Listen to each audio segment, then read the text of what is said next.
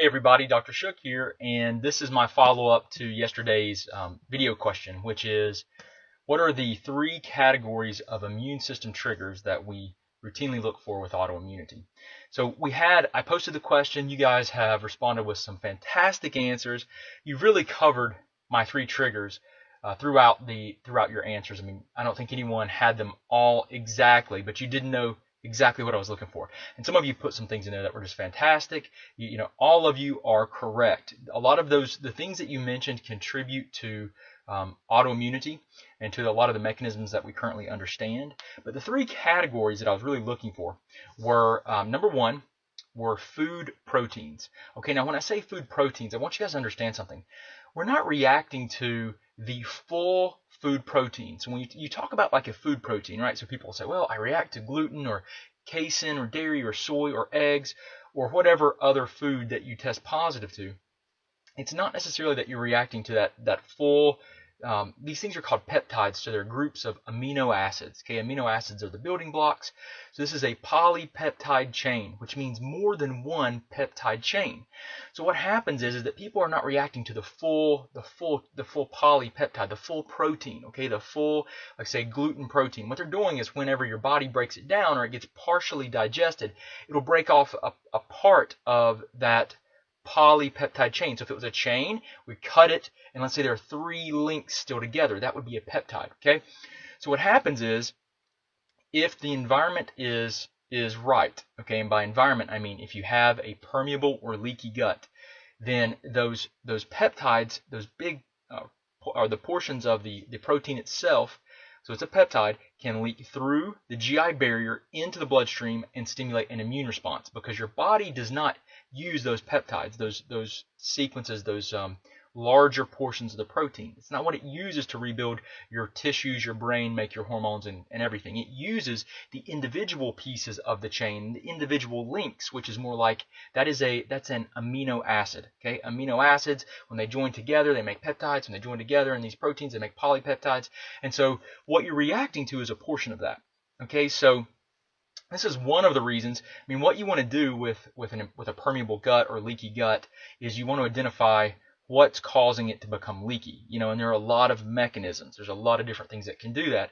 But the reason you want to do that so that you can work on addressing as much as you can the drivers of the process, and then you want to support healing it. But one of the reasons that we might use something like, so example for food triggers, that we might use digestive enzymes as a temporary and sometimes even as a long-term way to help someone decrease their susceptibility to an immune response to a food. Because what an enzyme does, so like digestive enzymes, for example, you take a digestive enzyme, the enzymes that your body makes, they're made by they're in the pancreas, the gallbladder. They're made by several different things. You have brush border enzymes that are made along the intestinal wall. There's a lot of different things, but the enzyme, the function of it is to break that chain. So you've got that food protein, right? So let's say it's gluten, and this is an entire chain of amino acids, right? So your body, if you're having problems breaking it down, you're not digesting well. There's a lot of different reasons for that. There's numerous reasons that you might not be digesting well. So you want to try to take an approach. A lot of these autoimmune conditions are very they're complex. There are multiple systems that aren't functioning optimally. There can be multiple drivers of the process. So what you try to do is the easiest and simplest interventions to make the greatest change with the person. So, diet is a big driver for a lot of people, but we routinely see where that's not the only thing, and we'll get into the other two categories. But this is category one, so we're talking about food peptides, or portions of these food proteins that you could be reacting to because the portion of the protein is not completely digested and broken down into the individual pieces, the amino acids. And so these larger peptides leak into the bloodstream, they trigger an immune response, and then the immune system reacts to them and it flares up the immune system. And then that can promote autoimmunity through these other concepts we know, like cross-reactivity, and due to the mimicking of a structure of one of your tissues and another tissue looking similar. So my point with the digestive enzymes is that, why might we use those clinically? Okay, so if we know someone's reacting to foods, and we know that there are these mechanisms that we're testing for to figure out what's driving the autoimmune process. What we want to do is we want to say, okay, let's try to address those mechanisms, whatever, if it's removing foods, if it's working on infections or chemicals. Then what we want to do is we want to address those foods, and one of the ways we can do that is to remove them from the diet, obviously.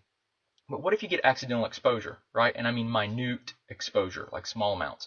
Obviously, you cannot take a bite of, like, say, people will tell me, well, I'm going to go gluten-free, and I'm gluten-free, I'm 100%. And I'm like, really? So we start talking about everything, like, well, I just, I take a bite here or there. I'll share an interesting story with you guys about that, where, something as simple as someone says, I'm going gluten-free, right? And they go to church and they take communion, and they have bread. But it's only this small bite, right? So it's not an issue. It is an issue. It is absolutely an issue. What we know is that it takes the amount of gluten that it takes for your immune system to react is about the size of the head of a pin. Okay, very, very tiny, minute crumb. Okay, and that is enough to stimulate an immune response. So you cannot take these bites of gluten or any of the foods that you're reacting to initially. The goal is to get those out of your diet. Use something like an enzyme. Okay, so you use that to help reduce exposure, accidental exposure to a food protein. So you would take those every day with meals, especially if you eat out somewhere, and even if you ask, it's easy for cross-contamination to occur. You just don't know what you're eating when you eat out. And I hate to say that, but sometimes we have to be very strict and conscientious and careful with what we eat and what we do, because it matters. If you want your quality of life back, and you want to suppress and put the best chance of putting autoimmunity into remission, you have to be serious about this stuff, folks. I mean, this is really, some people, they have minor problems, and they don't really, it's their perception of their autoimmunity is, it's not that it's that big of a problem. And, you have to have a pain point. You hit a point where it gets bad enough that you say, you know what, I'll do whatever. I just want my life back, right? And I hate to see people get to that point, because oftentimes that's when you've got significant tissue destruction, autoimmunity is progressing more, and it's a much, much more difficult thing to try to improve. So you got to take it seriously, because autoimmunity is a huge, huge problem, and it is getting worse. There are 53 million people estimated right now to have autoimmune conditions. And because we know that there are multiple stages of autoimmunity, we know that there are probably 53 million more undiagnosed with high antibody levels that are in stage 1. Okay, so what the enzymes do is they help you to break down accidental exposure to these proteins. So if you got that protein chain of gluten, if you've got the DPP4 enzyme in there, it will help to break and separate those amino acids, so you can break them down more thoroughly. So if you're having a poor problem digesting them, if you get this accidental exposure, but you took your enzymes, then it helps to break them down, so you're less likely to have this accidental exposure and trigger an immune response and flare your autoimmunity. Okay, so this is one of 3 categories, is going to be these food peptides. Okay, it's a big driver, big problem. It's bigger than we thought, and really, quite frankly, a lot of the testing out there today is inadequate to really give us accurate information. Okay, so you have to use very good and reliable tests. I would only suggest and recommend Cyrex Labs testing. That's the only lab that I really have confidence in, with the most accuracy and the best methodologies and procedures. So that's something that we would consider using. A lot of people will call. I'll just tell you, because I know it's going to come up. People will ask me, well, how can I get that test? Or what can I do to get those tests? And let me just stress something. You need to be as specific as possible when determining what to do, because there are 1,000 things that you can do to support autoimmunity. Identify the mechanism, the drivers of the process to the best of your ability initially. Then formulate the plan. If you do anything other than that, now I understand there are constraints, right? There are financial constraints. People have been blowing me up and saying, hey, it's not fair. We can't afford these tests or these other things. Look, I understand that, and I'm not, I'm trying to create awareness here. I will personally help anyone wherever they are, but I can't purchase tests for you, and I can't do those types of things. But what I can do is give you information and help you, empower you. So, for example, All right, if I were going to tell you, like, okay, how do I reduce my dietary burden of these inflammatory foods? Well, I would say, well, you could try, number one, you could go gluten free, 100% strictly gluten free for 2 to 4 weeks, right? That's a great way. I've seen people make huge improvements. A lot of times it's not enough. So sometimes then we'll say, well, we know there's a lot of foods that your body can react to, like gluten, like they're cross-reactive foods. Okay, that's what they're called, cross-reactive. So we might remove grains, we might remove dairy, we might remove soy and eggs. And people say, well, what am I going to eat? And we'll leave in a lot of vegetables. We might remove all the high glycemic fruits so we don't spike blood sugar, because and when you spike blood sugar or you have hypoglycemia when it goes low, it will trigger an inflammatory response. So we don't want that, because that will spike cortisol, and that can break down the tight junctions in your GI tract. That just means the spikes and dips in blood sugar can create leaky gut. That's what it means. Okay, so we might try a diet like that. But there's no. What I find out is this: there's no diet that's perfect for anyone, right? There's just not, because if you're autoimmune, you can literally react to anything. So I've seen people react to fish, beef, chicken, you name it, vegetables, all kinds of vegetables, seeds, beans. I mean, all these things that you would think, well, that's good food, that's healthy food. Well, it is, unless your immune system sees it as foreign, and then it's not. And depending on how long you have leaky gut, right? How long have you had this permeability with your digestive tract, is going to, it's going to put you at risk for reacting to the foods that you're eating. So here's a scenario. Someone comes in, they're autoimmune, they're on a very restricted diet because they tell me this is the only thing I can eat. If I eat other things, I'm reacting to foods. I'm thinking in my head, we might be in trouble here. And here's why.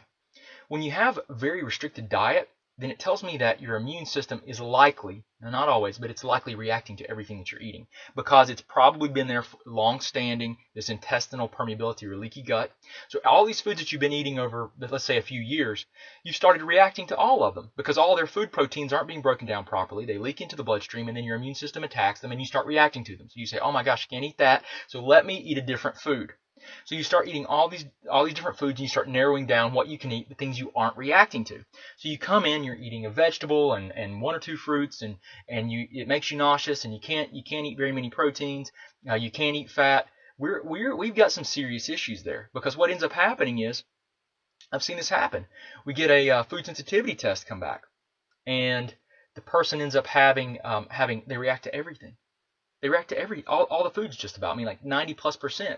So you're like, well, what do you do? That's not even practical. You're right. It's not practical. It's one of the reasons that you don't let this stuff linger forever if you can help it. What I often see in cases like that where someone's reacting to everything is that they have some kind of gut infection, right? So they've got a bacterial problem, they've got a yeast problem, they've got a parasitic issue in the gut, they've got an inflammatory bowel disease that's autoimmune, and it breaks down the gut wall, and it's just persistent, and then they just react to every single thing. And until the infection's killed and you can focus on supporting the gut and hopefully repair the gut wall, they're not going to build tolerance to those foods, and they're going to react to everything. Right? And there's all kinds of degrees of this. There's different spectrums of, where people are in this process. But it's like, what's the driver? So I'm just talking about food proteins, the number one category, these peptides of food proteins, how we can use enzymes, for example. We might use something like betaine HCl. Don't go loading up on this stuff. I'm not giving you advice specifically what to do, because, people will say, well, I'll go get these enzymes, or I'll go get betaine HCl. And what they can do is, if you take those things, if you take digestive enzymes, and if you take betaine HCl, which increases stomach acidity, if you take those and your digestive tract, you've lost your mucus layer. So you've got this, in one of the videos I talk about the gut wall and how, what kind of like an analogy we could use, where there's like cheesecloth on top, there's microvilli, the cells below, and as the food traverses down the GI tract, this mucus layer lets things through as they break down more and more, okay? If you have lost a lot of that mucus layer, and these microvilli are exposed, okay, so you've lost a lot of that. If you take digestive enzymes that are designed to break down proteins, you may digest your own tissues. So you don't want to use this stuff. I mean, everything has consequences, right? I will tell you first and foremost, I'll be the first person to tell you, I am not an advocate of long-term supplementation.